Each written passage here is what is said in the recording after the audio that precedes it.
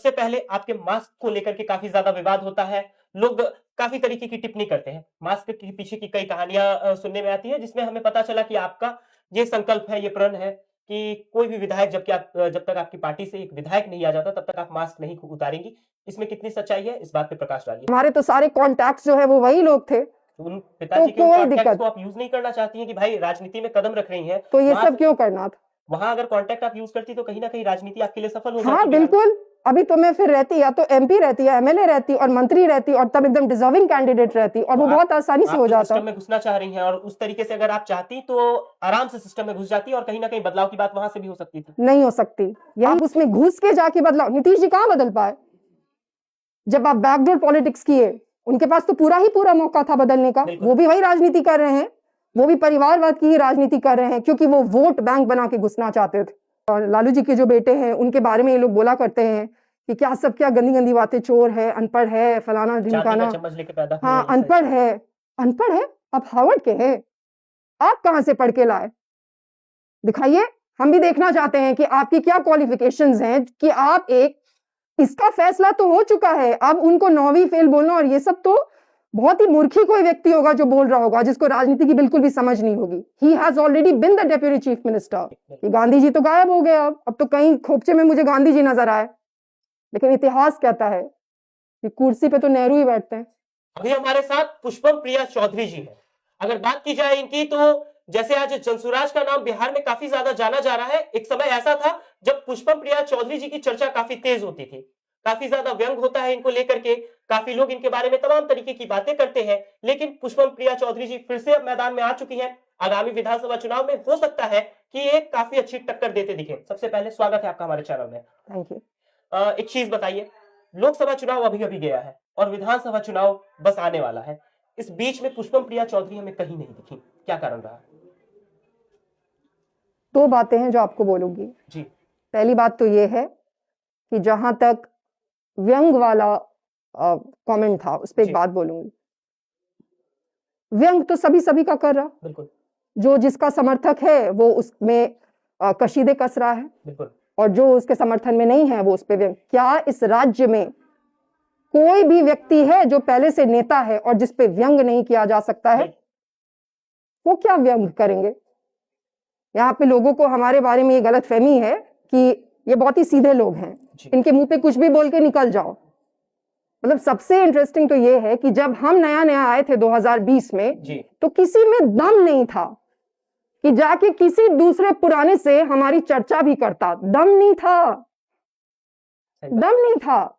जाके किसी से, इतना कुछ बिहार में हुआ, पूरे देश के बड़े बड़े लोगों ने तक ने कह दिया कि आप इनका समर्थन करिए, लेकिन राज्य के किसी भी नेता से कोई भी जाके ये पूछ ले कि पुष्पम प्रिया चौधरी के बारे में आपका क्या विचार है, किसी में दम नहीं था। और हमसे आके तो लोग पूछते हैं और हम उसको वेलकम करते हैं। हमें बिल्कुल लगता है कि पूछना चाहिए। बहुत सारे लोग ऐसे भी बोला करते हैं कि अच्छा कौन है, मैं नहीं जानता। जानता तो सब है, बिल्कुल, इस बात से कोई मुकर नहीं सकता है कि आपको कोई नहीं जानता है, लोग जानते हैं। काफी ज्यादा उस समय में चर्चा हुई थी, हर न्यूज चैनल पे इसीलिए व्यंग होता है।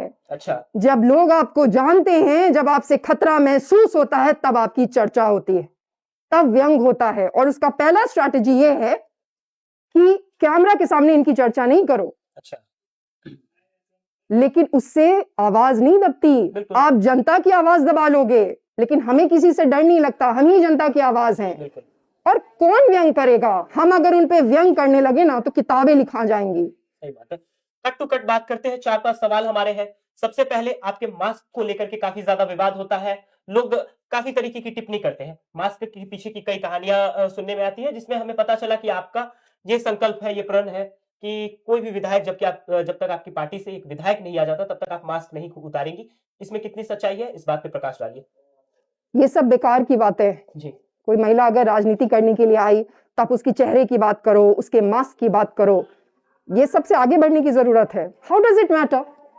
अब इस मास्क के पीछे मेरी शक्ल अच्छी है या शक्ल ही है ना? बिल्कुल। ये जो थ्योरी है कि महिला सिर्फ सुनाई नहीं देनी चाहिए, महिला सिर्फ नजर आनी चाहिए, इसको खत्म करने की जरूरत है। मैं तो सुनाई दे रही हूँ, मेरे विचार लोगों को सुनाई दे रहे हैं, वो जरूरी है। और क्या विधायक बनेगा नहीं बनेगा ऐसी कोई बात नहीं है, ये कोई भी बात नहीं।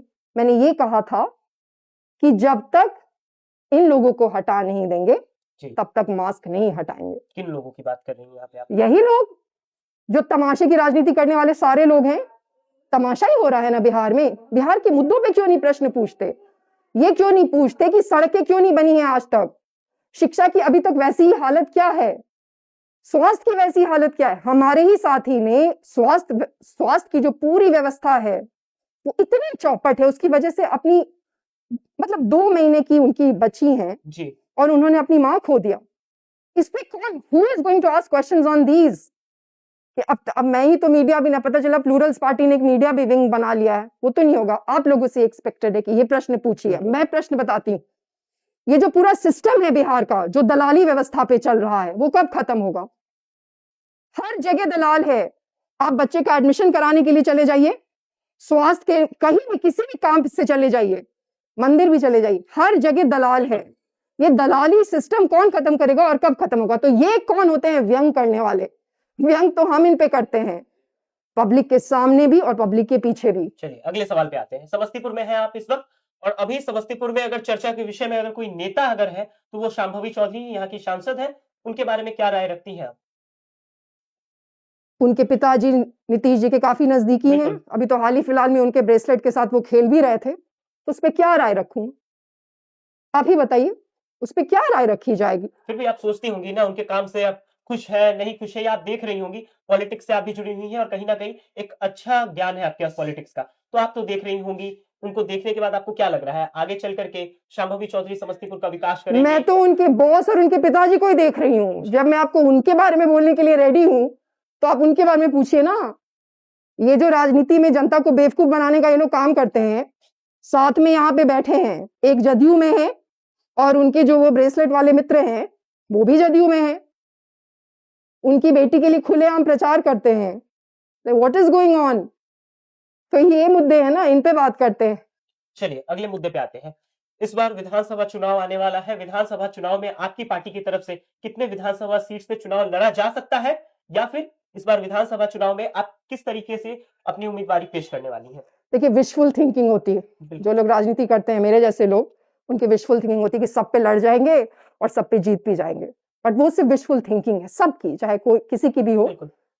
जैसे जैसे चुनाव नजदीक आएगा, हमारी महायान यात्रा चल रही है, हम लोगों के बीच में जा रहे हैं। हमारे बहुत सारे ऐसे लोग हैं जिनको भ्रमित किया गया है। ऐसा नहीं है कि लोग नहीं जानते हैं, हम इस पे बात नहीं करते, कैमरा पे बातें नहीं होती हैं, तो उनसे भी मिल रहे हैं। उनके बीच में कंफ्यूजन डाला गया है, काले रंग का वस्त्र पहन के ये सब बोल के कि अब वो नहीं है, चली गई हैं, तो बहुत लोग कंफ्यूजन में थे। तो उन्हीं लोगों से फिर से मिलने जा रहे हैं। हमारे पिताजी की मृत्यु हो गई थी, उसका लोगों ने काफी फायदा उठाया है, बट हम यही हैं, तो जाएंगे, उनसे मिलेंगे और फिर जैसी जो स्थिति होगी तब ये निर्धारित करेंगे कि कितने सीटों पे लड़ेंगे, कैसे लड़ेंगे। एक पर्सनल सवाल करना चाहेंगे आपसे। पिताजी की मृत्यु हुई थी अभी हाल फिलहाल में। पिताजी की मृत्यु के बाद किस तरीके से आपने खुद को संभाला, या फिर उनकी मृत्यु के बाद किस तरीके की कठिनाइयां आपको देखनी पड़ी राजनीतिक तौर पे? कोई नहीं। पिताजी भी जदयू से जुड़े हुए थे? हाँ, तो कोई फर्क नहीं पड़ा, क्योंकि जदयू तो है नहीं ये। हमने तो वैसे भी एक तरीके से देखा जाए तो सबसे ज्यादा अपने परिवार में ही विद्रोह किया था। अच्छा। सभी जदयू से जुड़े थे, हमारा पूरा परिवार ही जदयू से जुड़ा है। हमारा जो पूरा नेटवर्क था, बिहार में तो सब कुछ नेटवर्क से चलता है, फोन पे चलता है, तो हमारे तो सारे कॉन्टैक्ट्स जो है वो वही लोग थे। उन पिताजी के कोई कॉन्टैक्ट्स दिक्कत को आप यूज नहीं करना चाहती हैं कि भाई राजनीति में कदम रख रही हैं, तो ये वहां सब क्यों करना था? वहां अगर कॉन्टैक्ट आप यूज करती तो कहीं ना कहीं राजनीति आपके लिए सफल हो हाँ जाती? बिल्कुल। अभी तो मैं फिर रहती, या तो एमपी रहती, या एमएलए रहती और मंत्री रहती, और तब एकदम डिजर्विंग कैंडिडेट रहती, और वो बहुत आसानी से हो जाता। सिस्टम में घुसना चाह रही हैं, और उस तरीके से अगर आप चाहती तो आराम से सिस्टम में घुस जाती और कहीं ना कहीं बदलाव की बात वहां से भी हो सकती थी। नहीं हो सकती, यही समझने की जरूरत है। ये एक बहुत बड़े विद्वान है जिन्होंने कहा है कि आप जिस तरीके से घुसते हैं उसी तरीके से चीजें होंगी। अच्छा। आप उसमें घुस के जाके बदलाव, नीतीश जी कहां बदल पाए? जब आप बैकडोर पॉलिटिक्स किए, उनके पास तो पूरा ही पूरा मौका था बदलने का। वो भी वही राजनीति कर रहे हैं, वो भी परिवारवाद की ही राजनीति कर रहे हैं, क्योंकि वो वोट बैंक बना के घुसना चाहते थे। तो जिस तरीके से आप घुसेंगे वैसी राजनीति होगी। और सबसे बड़ी बात, हमारे बारे में ये सभी कोई जान लें, हमें परिवारवाद से सख्त नफरत है। हमारी डेमोक्रेसी को परिवारवाद बर्बाद कर रहा है, और सेंट्रलाइज परिवारवाद से ज्यादा खतरनाक डिसेंट्रलाइज परिवारवाद है। हमारे देश का जो संविधान बना है, इसको समझने की कोशिश करें, थोड़ा संविधान वाली बात है। हमारे देश का संविधान डिसेंट्रलाइजेशन वाले पे बना था, उसका मतलब ये था कि नीचे तक असली प्रतिनिधित्व होना चाहिए, बिल्कुल। जो दिशा दिखा सके, ऐसे नेता बनने चाहिए। केंद्रीकरण नहीं होना चाहिए शक्तियों का। केंद्रीकरण परिवारवाद का ज्यादा डेंजरस नहीं है, डिसेंट्रलाइज परिवारवाद ज्यादा डेंजरस है, क्योंकि उसमें कहीं भी जस्टिस नहीं है। अच्छा। अगर नीचे तक जितने भी आपके रिप्रेजेंटेटिव हैं वो परिवारों से आएंगे, तो जो भी थोड़ा बहुत स्कोप है कि कम से कम अगर सेंट्रलाइज परिवारवाद हो तो उसको ठीक किया जा सके, वो भी खत्म हो जाता है। कौन करेगा? क्योंकि यही लोग जाते हैं ना सदन में जो खुद ही परिवार से उत्पन्न हुए हैं, वो क्या जाके सवाल पूछेंगे और क्या बदलेंगे? जाते जाते आखिरी के 2 सवाल मैं पूछना चाहूंगा। पहला सवाल मैं ये पूछना चाहूंगा कि आगे आने वाले समय में कहा जाए तो अभी आपकी पार्टी उतनी मजबूत नहीं हुई है बाकी पार्टियों की तुलना में, तो आगे आने वाले समय में हम आपको किसी और पार्टी के साथ मिलकर चुनाव लड़ते हुए देख सकते हैं या नहीं? इसमें कोई भी डाउट नहीं है कि मैं यहाँ पे मनोरंजन करने तो आई नहीं हूं, बिल्कुल। मैं तो यहाँ पे सरकार बनाने आई हूं, ठीक है। लेकिन और दूसरी ये भी बात है कि अब यही लोग हैं, उस थाली के जो सारे चट्टे बट्टे हैं वो यही लोग हैं। लेकिन कुछ चीजें हैं, अब आपको आप देख रहे हैं कि यहाँ पे तो राजनीति में किसी का कोई भी आदर्श नहीं, मतलब तो राजनीति इतनी गिर गई है कि गांधी जी का भी फोटो हट जाता है और फिर इंसान का फोटो लग जाता है, तो मतलब क्या बोला जा सकता है। लेकिन 2 चीजों पे हम कॉम्प्रोमाइज नहीं करेंगे, हम जो रेपिस्ट और मर्डरर्स हैं उनके साथ मंच साझा नहीं करेंगे चाहे कुछ भी हो जाए, और दूसरा ये जातिवाद हम नहीं करेंगे। आखिरी सवाल, प्रशांत किशोर जी के बारे में क्या सोचती हैं? काफी ज्यादा एक्टिव है बिहार में और बिहार में विधानसभा चुनाव में काफी ज्यादा ताल ठोकते नजर आ रहे हैं। किस तरीके की सोच? राजनीतिक सोच क्या सोचती हैं उनके बारे में? क्या उनके आने से बदलाव आ सकता है या नहीं, या फिर कहा जाए तो आपको मौका मिले तो प्रशांत किशोर के साथ मिलकर काम करना चाहेंगी या नहीं? कोई भी व्यक्ति जो 2020 के बाद आया, जी क्या वो 2020 से पहले राजनीति में नहीं था? बिल्कुल थे। तो स्पष्ट रूप तब से क्यों नहीं थे। कुछ भी किया? आखिर ऐसा 2020 में क्या हो गया कि उनको संभावनाएं नजर आने लगी? उससे पहले क्यों नहीं नजर आई? आप बताइए इस चीज का जवाब। जब कोविड था, अरे समझदार आदमी जान ही रहा है, सब चीज बताने की जरूरत नहीं होती। नहीं, आपकी राय जब में जानना कोविड आया, जब कोविड आया तो वो कहां थे? वो जो बिहार बदल देंगे, जी। जब कोविड था तो वो कहां थे?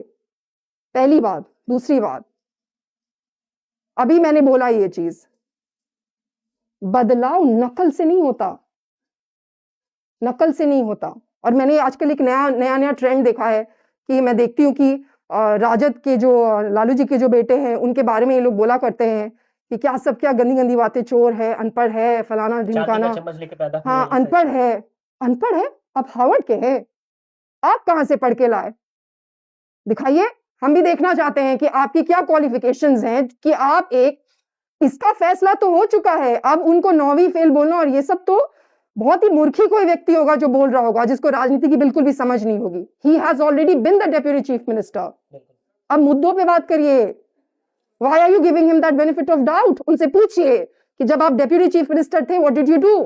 क्या हमारे पास प्रश्न नहीं है? लेकिन प्रश्न उनके पास होते हैं जो अपनी अकल लगाते हैं, जो दूसरों की नकल से प्रश्न पूछते हैं, बोलते हैं, उनके पास प्रश्न नहीं होते। दूसरी बात, ये गांधी जी वाली जो चीज मैंने बोली कि गांधी जी तो गायब हो गए, अब तो कहीं खोपचे में मुझे गांधी जी नजर आए, लेकिन इतिहास कहता है कि कुर्सी पे तो नेहरू ही बैठते हैं, गांधी जी तो बैठते नहीं है। चलिए, बाकी हमारे साथ पुष्पम प्रिया चौधरी जी थी, इनके बारे में आप क्या सोचते हैं और आगामी विधानसभा में इनको आप कहां पर देखते हैं? कमेंट सेक्शन में अपनी राय देना मत भूलिएगा।